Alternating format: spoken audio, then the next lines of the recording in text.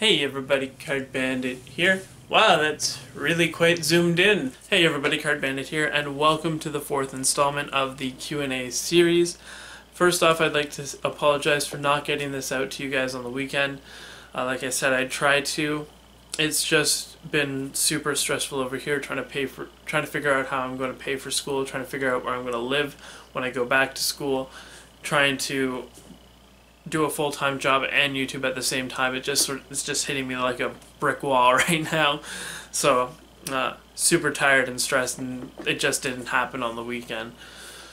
However, to sort of try and make amends for that, I answered every single question with the exception of one in the Q&A series, and I'll make that into a separate video anyway, so all of the questions will get answered. But because it's a long video, if you want to just skip to the times of the, skip to the questions you wanted answers for, I'll leave timestamps in the description box below so you can go to your specific question. Or if you want to watch it all the way through, you can definitely do that too. I know it's just going to take a little while because it's a pretty long video, so if you want to skip to a couple of the answers to some of the questions, you can definitely do that. So anyway, without further ado, let's get into the Q&A. So some of you, well, let's not get ahead of myself. That saying made no sense. Let's start over. Cut. So the first question I'm really going to answer is, where did the name Card Bandit come from? Well, cards, because I pretty much strictly deal with cards on the channel. So that answers that one really quickly. But the bandit part came from, it sort of reminded me of, like, whenever I think of cards, I always think of, like, old westerns and things like that, where you have, like, bandits and outlaws, and I was like, I couldn't call myself Card Outlaw. That just doesn't sound as catchy as Card Bandit. So I ended up naming myself Card Bandit. How do I name my cuts, and who was the first cardist that I ever saw? Well, I really don't have a system for naming my cuts per se. I've got this flourish here, which I pretty much showed at the beginning of my video Blossom, and I named it Package based on the flourishes that it was inspired by. Because it was inspired by a flourish called Bubble Wrap, and then also inspired by Pandora. And I was like, Pandora had a box. Bubble Wrap goes inside a box to make a package. Bam! Got my card flourish name. Other times it's just basically goes off of, like, the movements of the flourish. Because I've got this flourish called Twister, and the hands are twisting around each other. And that's pretty much where the name came from. So I really don't have a rhyme or reason behind the names. So, and who was the first cardist that I saw? Well, I don't remember exactly who the first cardist I saw was, per se, because I was just learning off of some really horrible tutorials on YouTube. But I think the first, because I never got inspired by a cardist to do cardistry. It sort of was like a self-inspiration, I guess you could say, because I was just wanted to learn moves or how to shuffle and handle cards better, and winded up finding cardistry. But I think my first video that I remember seeing right off the top of my head is one by Andre Gic. Yeah, I just remember seeing a video by Andre Gic where he's in like a corridor. I can't remember the name of the flourish. You guys have probably seen it, but I think that was most likely the first video I ever saw of cardistry. That's the one that sticks out in my head the most, but honestly I couldn't tell you who the first cardist I ever saw was. You also went on to ask, what are cardistry trainers? So essentially cardistry trainers, if you already haven't looked them up, are solid objects like acrylic or plastic or brass or whatever you want to go with. They're pretty much 5 solid packets that you use to help train for card cuts.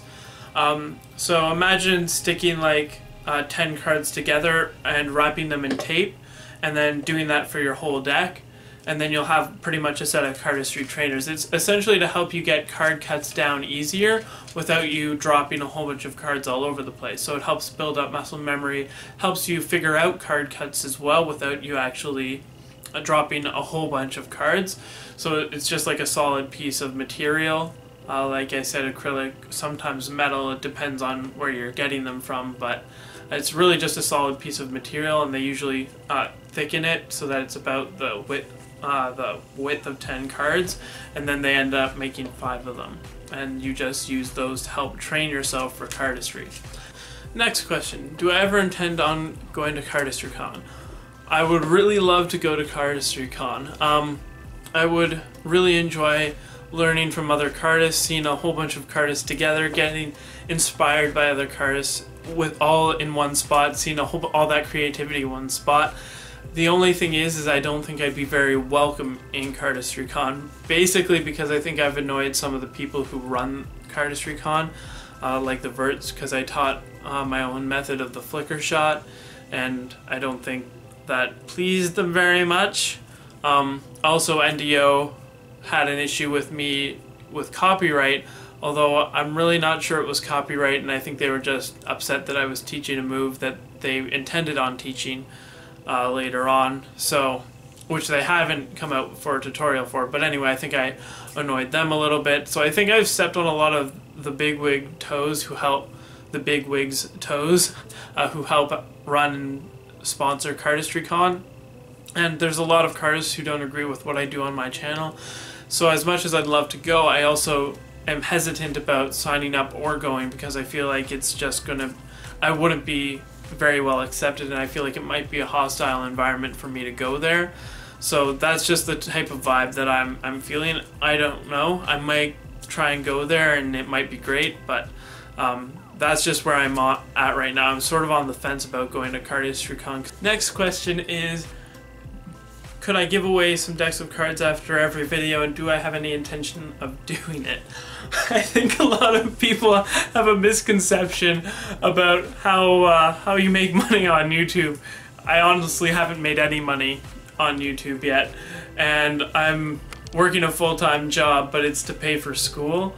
I actually don't have, I have no money after that last competition. Like, I can't afford to do any more competitions or giveaways or contests because I honestly don't have the funds, and I'm trying to save up more for school now. So I don't know whether I'll be able to do another deck giveaway at 2,000 subs even, or even 2,500 or 5,000. I have no idea when I'll be able to do like another giveaway or whatnot. And I know a lot of people are like, do another one at 1,500 subs, and I'm like, I can't. I just can't. I don't have any money to do it.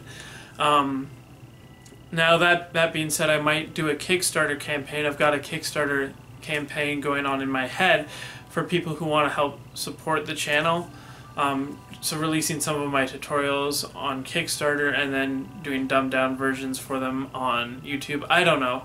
I've got a plan on it, and I'll make a video on the campaign that I'm thinking of and see how many people support it, so I might be able to fund another giveaway that way.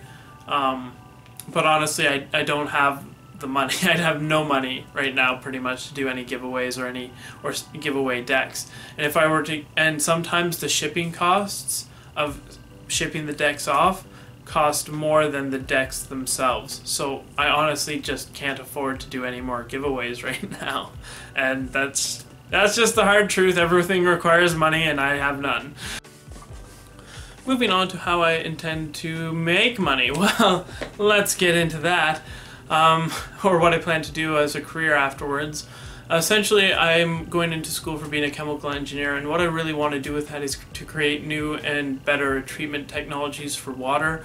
So whether it's the water coming into a city or the water coming out, I want to really work on improving water treatment in Canada and around the world, essentially, is what I want to do that. I just really want to focus on making clean water and clean water accessible and making it easier to treat water, because it's probably the most valuable resource on the planet, and that's just what I really enjoy doing. I enjoy working with environmental issues and aspects like that. So apparently, you and a buddy got into an argument, and what is the most packets you can cut with one hand?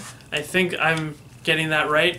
The most packets I've ever seen with one hand cut, like the most packets I've ever seen in a one-handed cut, is the one-handed Trinity Force. It's really like a 9-packet cut with one hand, and here's my attempt at it.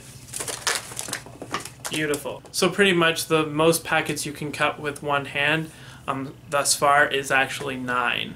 So try that one out, because I probably won't. However, I will leave a link in the description box to the performance of that 9-packet one-handed cut, so you can go check that out. So the next question that was asked was, where did I learn on my flourishes? Did I learn them from YouTube, or did someone teach me them? Well, considering I don't know anyone else who does cardistry or magic like personally, I pretty much learned everything from YouTube, or that's how I started learning everything. And then I moved on to creating my own flourishes. About 30% of the flourishes I know now are my own. Even if they aren't that great, I just really enjoy experimenting and making up new concepts, even if they don't pan out. So that's where I'm at. Like, I try and create more now than I do learning other people's flourishes. But when I first started out, I learned most of my stuff from YouTube. However, I'll also leave a link in the description box below to a really good resource called UnitedCardist.com. It used to be called UnitedCardist.net, and they switched over. And the link I'll send you has a list of a whole bunch of really good flourishes and whatnot, and also the site itself is just great for anyone who's getting into cardistry and needs to look up stuff like decks or fanning powder. There's a lot of questions that are answered on the forums there, so definitely check that out. So a couple of you asked what my favorite cut is, or my favorite flourish, and my favorite flourish has got to be this beginner 5-packet cut, just because of the versatility of it. Now, I do have a tutorial for this cut on my channel, so you can go check it out. It's one of my earlier ones, so it may not be that great, but honestly, this beginner 5-packet cut forms the basis for a lot of different flourishes of mine, such as this one here, which is called Spontaneous. I've got another flourish called Revolutionary, which I've actually taught. Oops, that was horrible. But I do have another flourish called Revolutionary, which I've actually taught on my channel, sort of inspired by Cyclone by André Schick. So it just forms a lot of the backbone for some of the flourishes that I've made up myself, and that's why I enjoy it a lot, because it's just I enjoy the fluidity of it and the versatility of this beginner 5-packet cut. So, as an addition to that question, there was what I think the most important card cut is, and for me, I think it's probably got to be Sybil. I know that's really, really boring, but I think the Sybil cut's probably the most important card flourish. Why that is because a lot of card cuts are still based around the motions of Sybil, and there's just a lot of variations that you can do with the move. But also, if Sybil didn't happen, then you wouldn't have cardistry per se. I think the Sybil cut really sparked cardistry and showed that different card packet cuts and whatnot were actually possible. So I really enjoy the Sybil cut, and I think that without the Sybil cut, cardistry may not have even started or been shown to be possible. So I think that's why I believe it's probably one of the most important flourishes. Even though people are differing and trying to branch away from doing Sybil related moves, I think a lot of people still come back to it, and there's still a lot of moves that are revolved around it. So that's probably my answer as to what I think the most important flourish is. The last question that was asked is, can you show your card collection? And I will in a separate video. It's going to be a little bit long if I were going to show off my entire card collection, so I think I'm going to do that in a separate video, and then so you'll get your answer that way. And it'll probably be the next video I put up, because I filmed it already. We just need to sort of edit it in a little bit, not much. So I'm just gonna show that in a separate video, so you'll get your answer that way. And that's all that I got pretty much for your questions. And well, I don't have questions. That's pretty much all I've got for answers to your questions, because that's all the questions that were asked, I believe. So I really hope you enjoyed the Q&A. If you have any more questions, feel free to leave those in the comment section below. I'd really enjoy answering those. And other than that, I started cardistry when I was 17. So, smooth sailing on that one. I almost forgot that one. Bad. At any rate, yeah, I really hope you enjoyed the Q&A, and I'll catch you in the next one. Thanks so much for watching.